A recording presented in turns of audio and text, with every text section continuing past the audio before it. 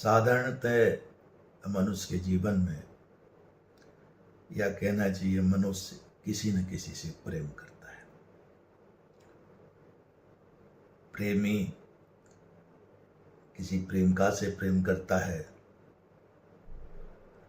भक्त भगवान से प्रेम करता है, ज्ञानी ज्ञान से प्रेम करता है, और एक कलाकार अपनी कला से प्रेम करता है। ये प्रेम के सिद्धांत को थोड़ा सा समझना पड़ेगा, क्योंकि लोगों की निगाह में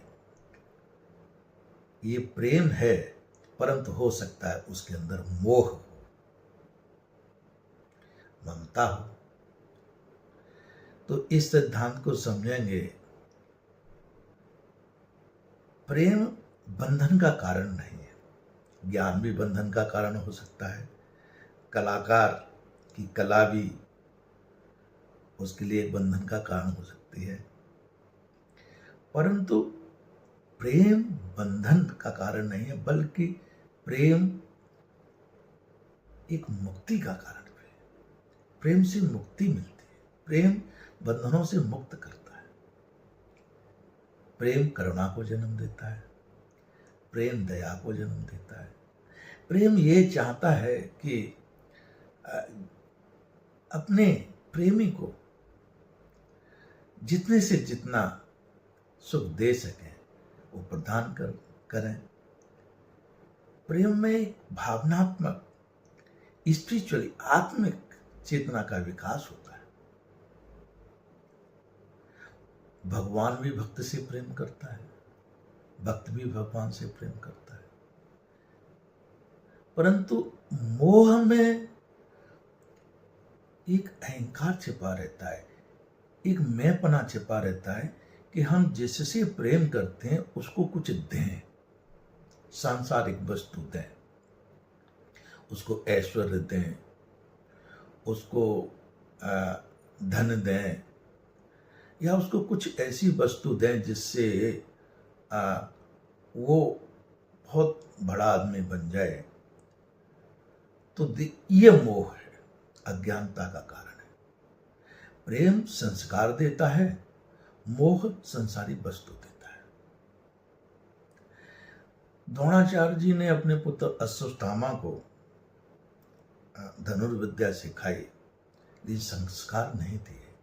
वो चाहते थे हम उसको ऐश्वर्य संपन्न बनाएं, परंतु वही अर्जुन ने अपने गुरु से संस्कार सीखे, तो वो धर्म के रास्ते पर चला और द्रोणाचार्य अधर्म के रास्ते पर चला, क्योंकि वहाँ द्रोणाचार्य ने अपने पुत्र को जो दिया वो मोह था, ममता थी, जबकि अर्जुन ने कृष्ण से जो पाया वो प्रेम था। तो प्रेम सर्वस्व नौछावर तो करना चाहता है, लेकिन वो नौछावर में संसारी वस्तु नहीं होती है।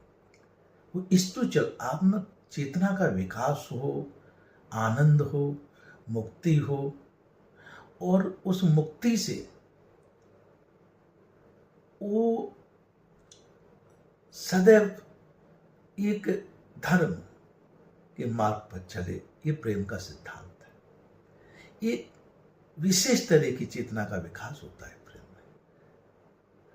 तो ऐसे प्रेम को प्राप्त करने के लिए मोह का रास्ता छोड़ना होगा, ममता का रास्ता छोड़ना होगा। जैसे अगर अपने मुट्ठी में कोई जल लीजिए तो जल रुकता नहीं है, अपना रास्ता स्वयं तैयार करते हुए निकल जाता है। ऐसे ही असली प्रेमी है, वो ममता नहीं करता है, वो याद रखता है, परंतु उसका रास्ता स्वयं का बनता है। वो पुरानी बातें, पुराने सिद्धांतों, पुराने घटनाओं को बार बार याद करके अपने को दुखी नहीं रखता, बल्कि वो एक ईश्वर से प्रेम करने का भी, भक्ति करने का भी मतलब है उसके सिद्धांत को समझना, उसके आनंद में डूबना, एक आह्लादनी शक्ति का विकास करना। तो प्रेम एक मुक्ति का भी कारण है। प्रेम स्वयं कार्य का कारण है, बंधन युक्त नहीं है। प्रेम मुक्ति के रास्ते पे, धर्म के रास्ते पे चलाने का सिद्धांत है। जब जो संसार में, व्यवहार में प्रेम की भाषा सीख लेगा, प्रेम तत्व को अनुभव कर लेगा, वो भक्ति के सिद्धांत को बड़े आराम से समझ लेगा। श्री राम।